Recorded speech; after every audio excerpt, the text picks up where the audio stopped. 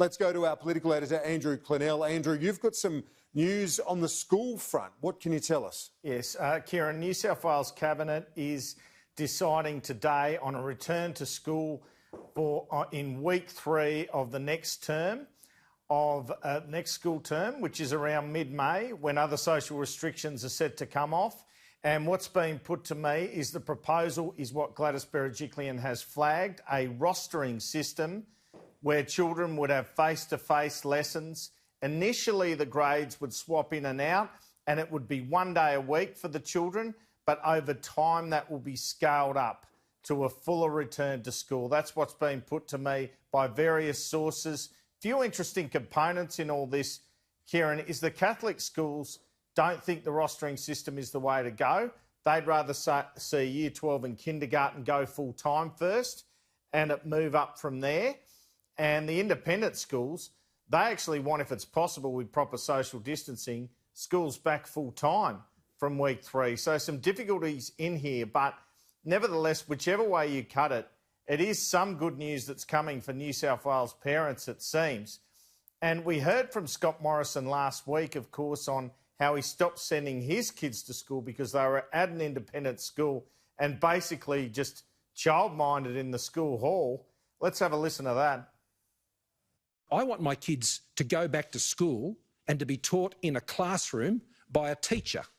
That's what I want to see happen. And when a school in New South Wales that they go to can deliver that for them, then I will happily have them back there in a heartbeat.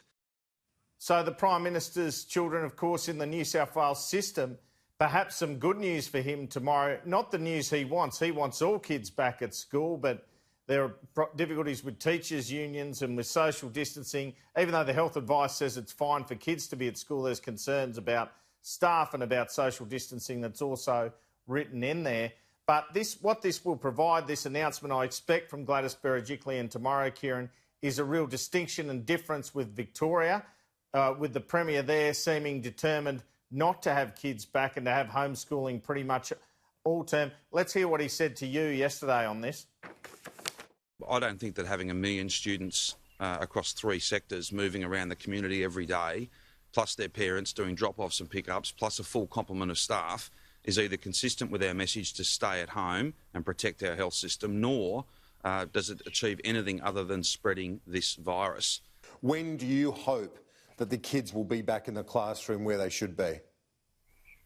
Well, look, we took the position that it was best to give people certainty, and we think these arrangements remain in place for all of Term 2. If that was to change, though, if we were to continue to see very stable numbers, if we were to continue to see this progress that we're making, then, of course, we would always reserve the right to look at those arrangements. So really distinct differences there between the New South Wales Victorian approach. Let's talk about the broader issue of social restrictions, Andrew, in the context of that curve. We'll bring up the curve again for our viewers, and that remains encouraging and genuine flattening of the curve, as the Health Minister would put it. Well, I just don't see, when you look at that and you hear about 6 new cases only in New South Wales yesterday, none in Queensland and 1 in Victoria, that National Cabinet tomorrow and the Prime Minister shouldn't be giving us a guide as to when some of these onerous restrictions will come off and what they are. So the PM said, fair enough, he wants the contact tracing app, he wants provision to work on outbreaks, and then some restrictions will be lifted in 4 weeks, but he hasn't said what. So we've got this message from New South Wales saying restaurants and cafes, Victoria saying not restaurants and cafes. This is where it's going to become a bit messy. And the Prime Minister's made a point of saying, Kieran, that during the Spanish flu, one of the problems in 1918 and 19 were the federal government and the states fell out. That's why he's done this great thing with the National Cabinet. But you'd have to think in places like the ACT, in Western Australia and Queensland, where there have been far fewer cases, South Australia for that matter, it's about time to lift some of these restrictions. This is doing enormous damage to the economy and therefore people's lives. As many, hundreds of thousands of people lose their jobs or are stood down. So, of course, it has to be a gradual approach. But let's get some hope in here and hear what restrictions are going to be lifted first. And let's hear it from tomorrow. And if you can do it before the 4 weeks, let's do it before the 4 weeks. The challenge, I guess, is, Andrew, is when you look at those curves that we see compared to, say, Singapore and others where they've had an initial progress achieved, they lift restrictions and then they get a spike. That's obviously why they're sensitive to that, isn't it? Oh, yeah, 100%. But a spike from what? Close to zero? I mean, even the PM said last Thursday, to be trial and error. They might dial things up and then dial them down. And I think we should accept that. I mean, Jacinda Ardern then has announced lifting some restrictions for trial of 2 weeks. That's what we've got to look at. And I think as a community, we've got to accept that for the sake of our own sort of lives and jobs and everything, we have to be prepared to have things open up and close.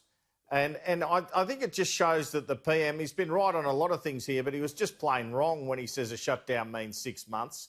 The states pushed him to go early, and that was the right approach because it means things can open up sooner. But no, I mean, Daniel Andrews is probably right. Won't see pubs for the rest of the year, or certainly not till the end of winter. But there's a keenness certainly in New South Wales to see restaurants and cafes with social distancing, particularly if they're outdoor venues. And once you start sending schools back, once Parliament comes back, there has to be a bit of an argument for an easing of some of these restrictions. Daniel Andrews, maybe he can let 2 people play golf, Kieran.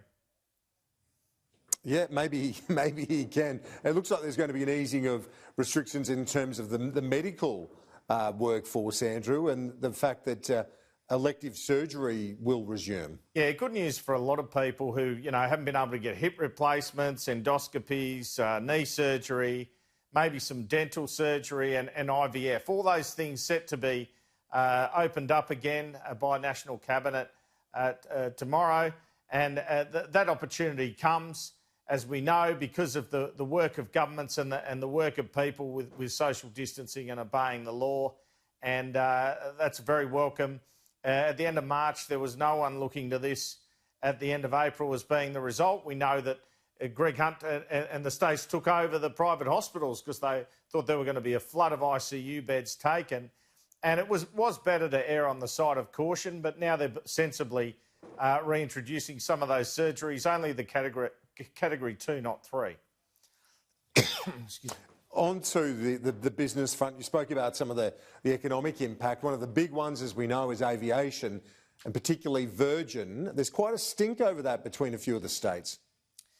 Yes, and look, Virgin, federal and state governments expect Virgin within a matter of days to go into voluntary administration because they've been seeking $1.4 billion from the federal government, and it's not been forthcoming. So Cameron Dick from Queensland, he's offered $200 million to stay. They want $1.4 billion Virgin, so it's almost meaningless. New South Wales say we want it at the Western Sydney Airport. Let's listen to Cameron Dick, the Queensland Development Minister, react to that earlier today. Can I just say this to the New South Wales Treasurer? Back off. Back right off. Just don't go there. If the world knows one thing, it knows this. There is nothing more dangerous than Queenslanders with their backs to the wall. We will stop at nothing to ensure that the headquarters of Virgin remains in Queensland. We have got nothing to lose. Queensland has got nothing to lose because Virgin workers have got everything to lose. Now, New South Wales might want to bring a pea shooter to the fight. That's fine. We'll bring a bazooka and we're not afraid to use it. Well, he's not bringing a bazooka at all. He's bringing a bow and arrow, Kieran. I mean, what a fraudulent posturing argument from both states. Virgin need $1.4 billion, not $200 million. And what will happen is they'll probably go into voluntary administration and the federal government, the states, will pick up the pieces from there, something that never happened when Ansett folded. And I guess that's the danger with Virgin folding, which federal Labor's been pointing out. Andrew, I appreciate that. He won't end up being any Robin Hood if that is how it all unfolds, certainly if it goes into administration.